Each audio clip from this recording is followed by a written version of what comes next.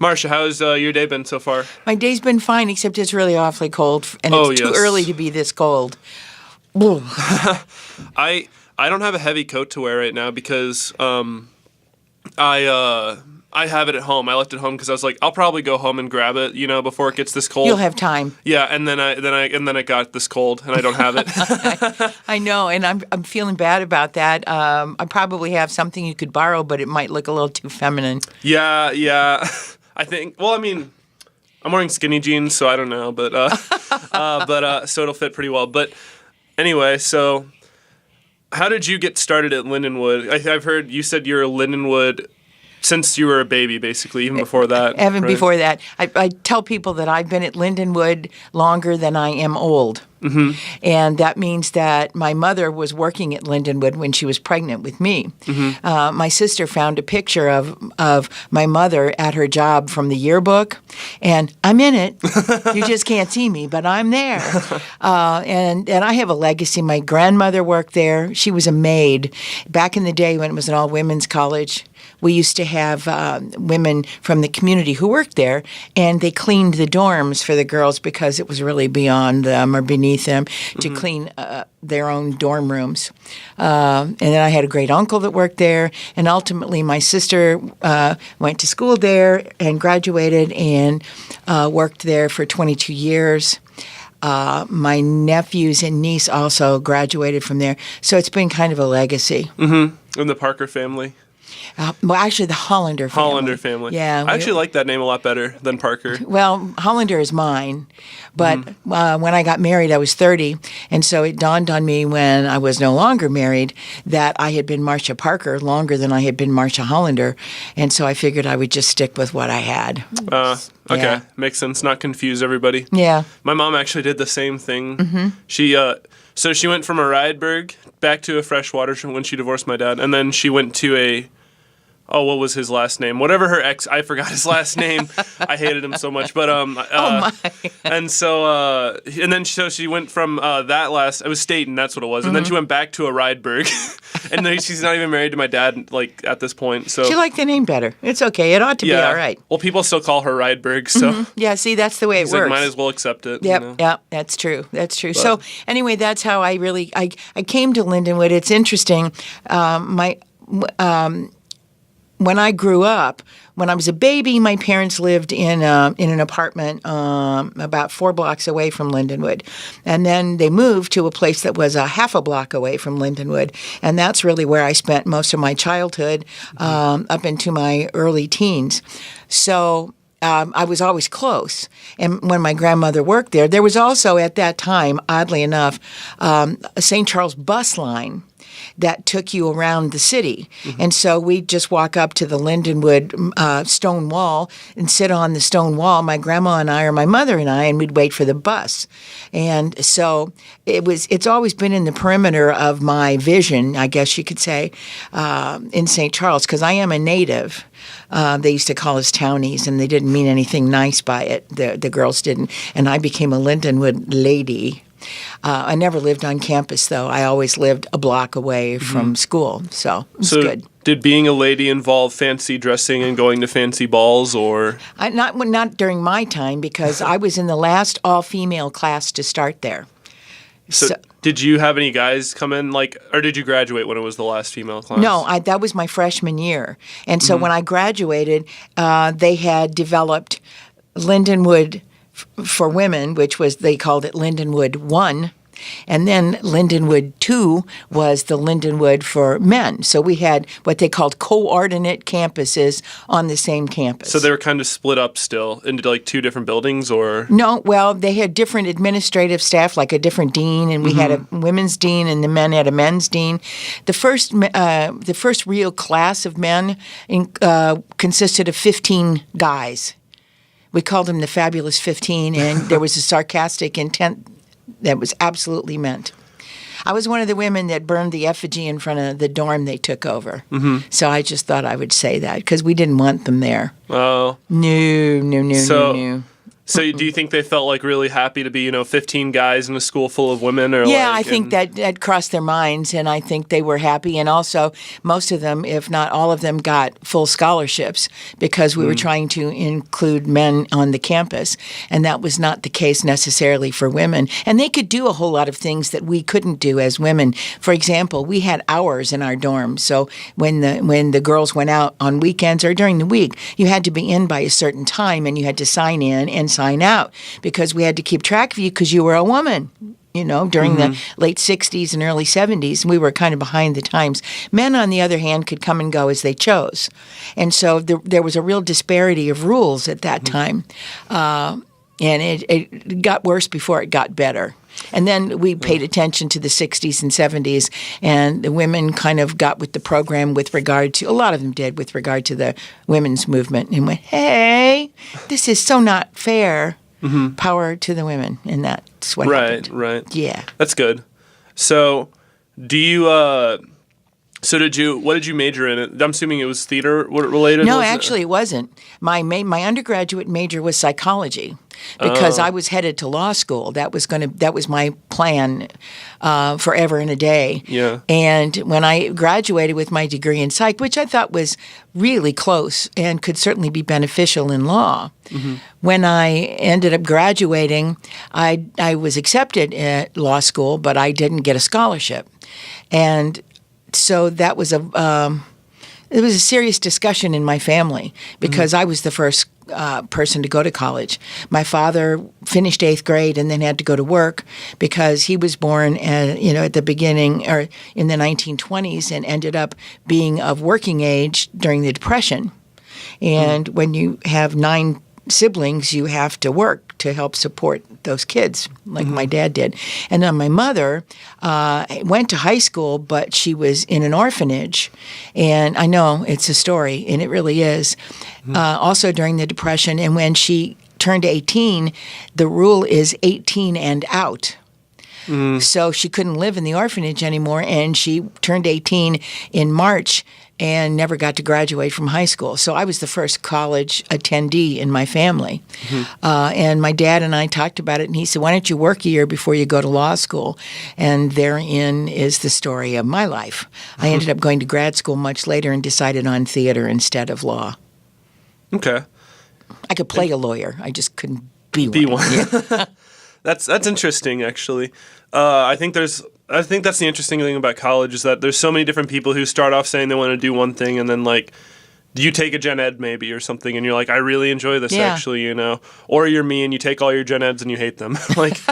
But you're so well rounded now. Yeah, I'm very well rounded. It's. You know a lot. Yeah, taking a math and bio class just in college, and it feels like stuff I learned in high school, it just kills me. Well, but yeah, I wish I could say the same. I never got the new math, and so I didn't struggle so much through statistics because it was a lot like numbers math, not word problem math. Okay. Boo. And that gives me the heebie-jeebies. I don't do well. Yeah, I don't know. For me, it's like anything that involves a lot of, even like I guess the word problems are bad too, but like I was really good at physics because I was like basic algebra stuff. Sure. But like you throw me in a statistics class, there's so many numbers, I just get overwhelmed. And then like if you throw me in calculus, it's all these equations and stuff and like more numbers, and that throws me off too. Geometry was okay though. Also, like, and see, I was just the opposite. I did really well in algebra, and geometry was like word problems, and so I did all right, but it was not my favorite thing. I don't know. I was always able to draw. That's why I was good at physics. Also, is I was able to draw everything out. Like it's like my professor or my teacher. She was in high school, but she'd say a car hits a wall at this many miles an hour. How far is the person going to fly out of the seat because they're not wearing their seatbelts like an idiot? Those were the questions she would write. That's not so bad. She was a wonderful teacher and like always made the tests fun and stuff. So, it was easy for me because I could draw the car crashing in, and draw the different arrows being like, okay, the force of this wall is this, and the force of the car is this going at this, It's just easier for me when I can draw it out, and especially in geometry also. And in algebra, I can draw it out too, which is why I'm good at basic algebra. But I think you also have a good imagination, and that helps you to be a good problem solver. Yeah. Also helps you to be a good actor. Yeah, definitely. Yeah, and It a does lot make of it the easier. things, somebody told me once, this was a long time ago, I guess in one of my first theater classes in college, is that theater is the microcosm of the whole liberal arts ideal, because you really need to know a little bit of biology and a little bit about of math and Yeah. history and science and a wide variety of things, because it is a combination of everything, and depending on the part you play, a little bit of knowledge can go a long way. Well, one thing I thought was interesting was you showed us a video of a lobotomy, and I just felt so disgusted, and I think seeing it helped me like visualize the feeling of like having that happen to somebody you know, like, and I think like just seeing stuff. That's why I watched this, because I thought it would help me, to be able to relate to different things. I think that's like so important, is like as an actor is be able to like react to these things like normally people would, unless like it's your specific character is different, but you should be able to like take the character and relate to that thing the way you perceived it somehow, And, Well, and you're told to personalize it. It doesn't mean you've ever had to have a lobotomy. It doesn't mean that you've ever had to be married and divorced, or a variety of things. But you need to examine what the emotional properties might be of that situation, and then since you can't act in emotion, you have to perform the actions as if you were angry or sad or happy or whatever. But I think that actors need to be well educated and roundly educated if they're really going to be good at their craft. Yeah, definitely. Yeah, it's interesting. And a lot of people complain about having to take theater classes, which is like, I don't understand why, because they're the most fun. They're the most fun classes to take, because like you have to show up and you have to like read lines and then like maybe memorize like a page or two, like, for But you have monologue. to put yourself out there.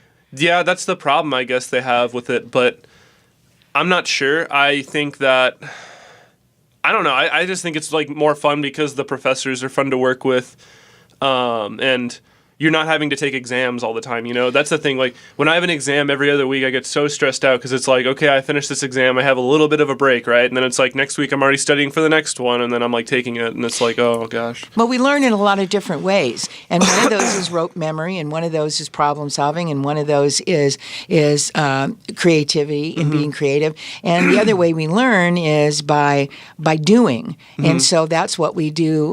We'll talk a little bit about theory in an acting class, especially fundamentals, where these students have no desire to go on and become professionals in the field, but they've always, a lot of the students have it a little back in their mind, they're going, oh, I've always wanted to kind of sort of be an actor. So we give them the opportunity to do that. And if you can do that in a safe environment, which means they learn that the teacher and their peers are not going to make fun of them, that they're going to let them be a little more open and a little daring. If you can do that, then you've really accomplished something. And I think there's a much greater understanding of what actors and people in the theater do. And it's not considered to be so flighty and so easy and so secondary or second nature in education.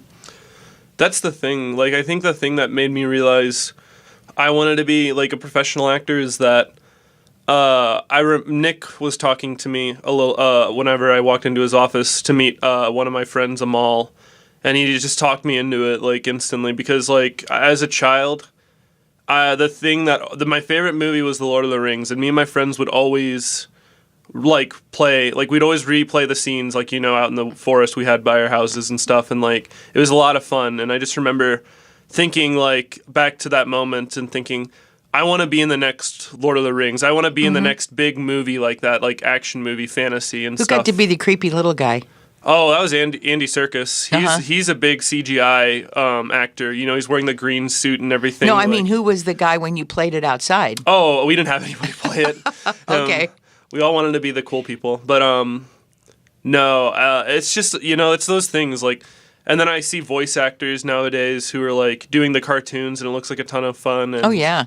It's really hard, though. Oh, yeah. Voice acting is so hard, and you've probably learned that being on the radio. I've voice acted a couple things like on my own that I've done for other classes. Nick's class, I had to do one. We had a voice act. That was a whole voice acting class, but I had an audio production class that I did a cartoon voiceover for also. That was my final project. So, and I had to make all the noises either by myself or I had to go to like the store, and pick something up and make rattly noises.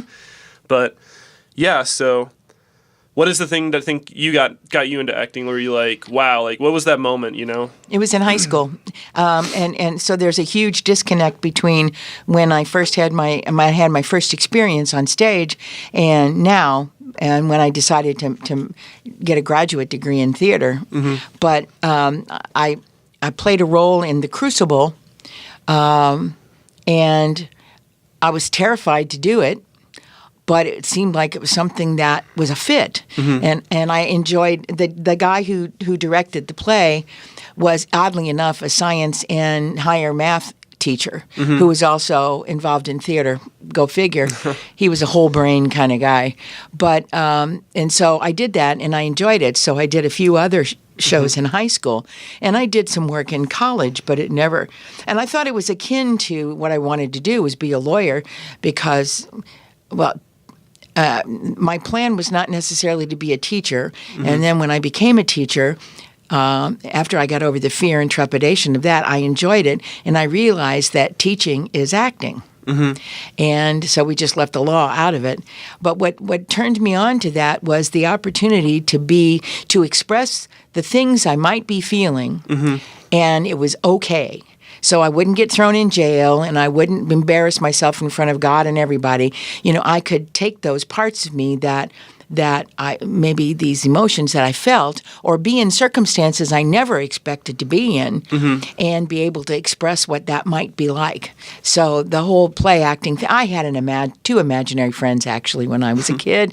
So I think I just kind of went with the flow with Pete and Louie. That's what they were named, Pete and Louie. You have to get the lines memorized so then you can understand them and then you can give full voice to the character. And then I'm trying to think of other, like we've had accountants I've worked with who were in acting. Like I've worked with so many different people.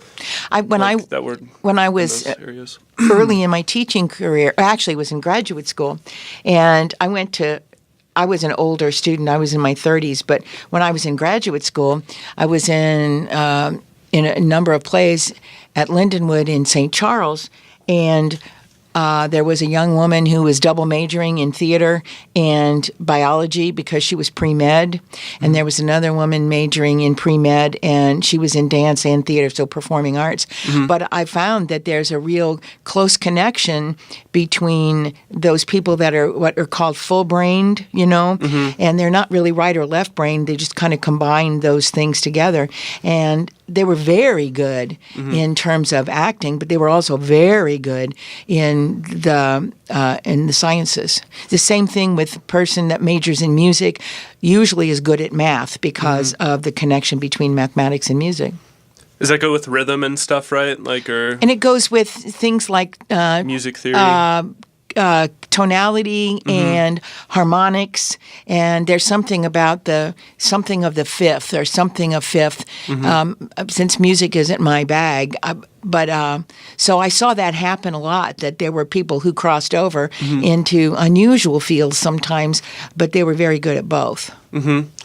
I don't know. Which side of the brain is fine arts related things? Is it the right or the left? I don't know. Do you know? I don't know either. But I knew once, but I'm old. And you forget that, Drew. I'm old, and some things just kind of flow right out of my head. Yeah, no. I'm just trying to remember. I should know it too. All I know is it's a half brain and a half brain. Yeah. And there are parts of the brain that connect, like for everybody, I think. Probably. It's interesting. I had somebody in an academic administrative position years ago, not years ago, and we were talking about higher math, and he said, well, Marcia, you have to admit that higher mathematics is really a more intellectual function than, and I said, oh, no. I said, they don't call it sliver of the brain, remainder of the brain theory. They call it right brain, left brain, which implies half and half. And I said, and furthermore, you could probably teach me to do higher math. It just might take me a long time to learn it, but I'm not sure I could teach you to do what I do. Some people never get it. No, I know. Like, at all. And that's the thing, right? Like, I do believe there are no stupid people. There are stupid people, but I think they're not usually book stupid. They're usually unobservant or not interested or. not interested and ignorant, I think would be a better word. Like they're not willing to. They're just not interested. Yeah, they're just not. I'm happy in the way I am. In anything, like not just theater, just anything. And that's true. I'm happy the way I am. And if you're happy the way you are, then that's good. I mean, I just think that some people do have, like, everybody has a part of their brain that they can probably use that, like, to excel better than other people, than, like, the average person, let's say. It's just some people don't want it. Some people are good at, like, naturally, like, singing or playing an instrument, and they don't like it. Mm-hmm. So, like, they don't want to do it, you know? Well, I can't tell you how many students I've talked to who are good at math or good at science, but they don't have a desire to pursue anything, a course of study in those areas. So it has to be their choice. But I don't know. I think I probably am a lifelong learner because my parents didn't have that opportunity. And they encouraged me. My mother was a voracious reader, and she instilled that in me, so I really loved to read. And my dad was just interested in things. So they certainly, I think, helped me. And they shouldn't have because they didn't have the background.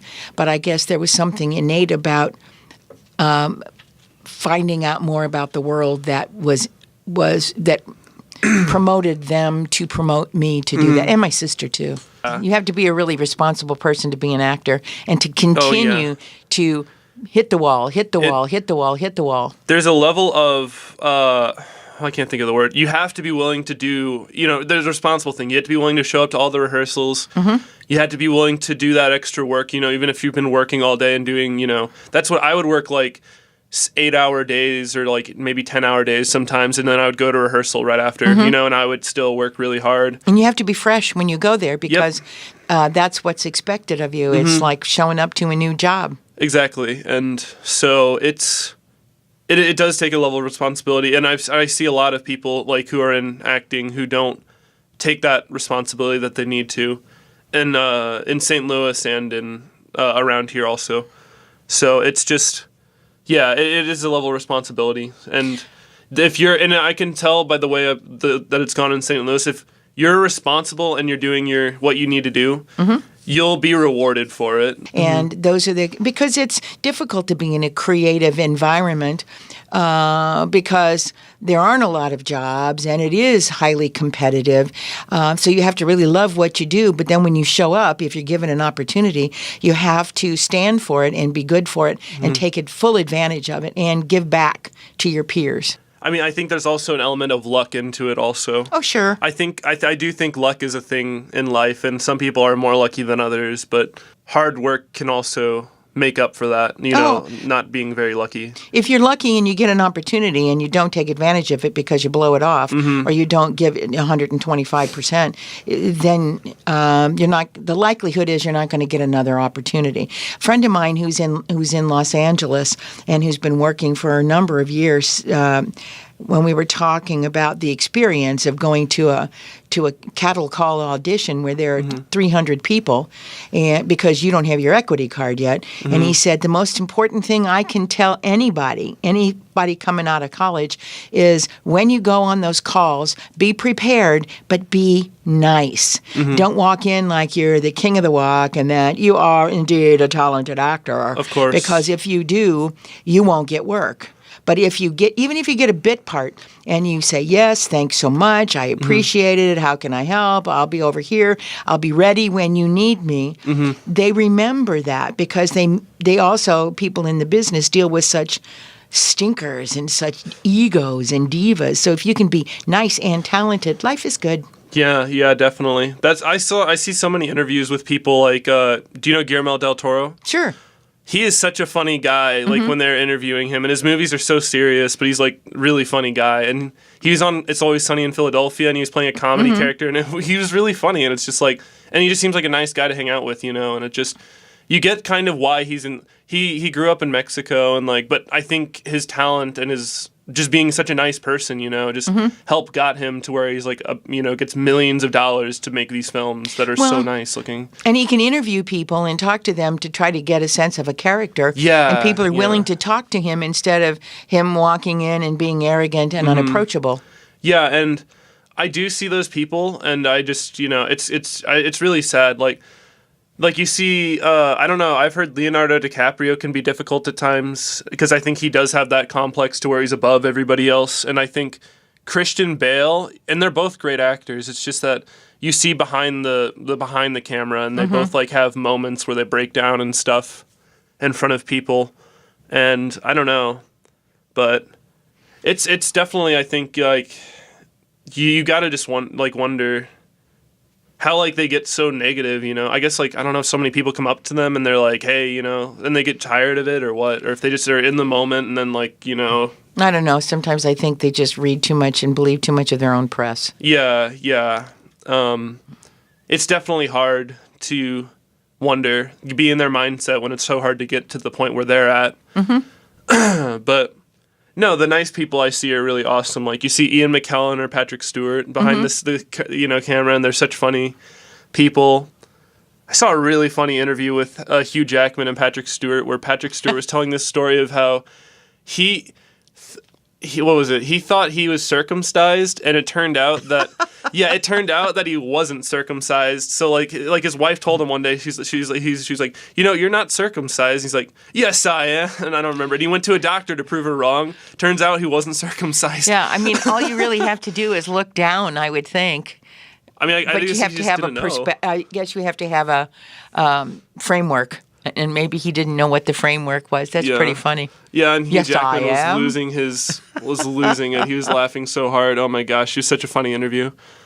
But yeah, so anyway, you're directing Medea now. So do you want to tell us a few things about that show, or like what it's about, maybe? Yeah. You know, the question really is about Medea. And for those people who don't know, this is the capsule.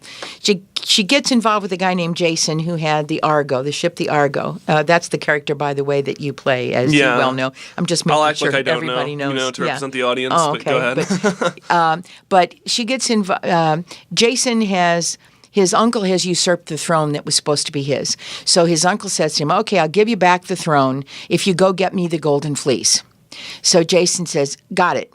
I'll do it, because Jason is really ambitious to a fault. So he puts this ship together, and he gets a lot of super Greeks to go with him, and they go to Colchis, where the Golden Fleece is, and Jason can't get to it on his own. So what he does is he seduces the young princess. Her name is Medea, and she's the daughter of the king of Colchis. So she helps him steal the golden fleece, and she is smitten. She is in love. It is love at first sight. Later on, we find out that Venus is a special friend of Jason's, and Venus threw a lightning bolt at Medea or something and made her fall in love with Jason, so she would do all these things to help him. So Medea is a relative of Hecate, who is a witch, a mythological witch. So she helps him steal the golden fleece, and they go off in the Argo, the ship, and she helps Jason kill her brother, who has so that her father stops chasing them. And then they go back to his country, where his uncle said he would give him the crown, and he doesn't. So Medea casts a spell on his daughters, who chop him up. But then Jason has to get out of town, and then he ends up going to where is he with Glausa?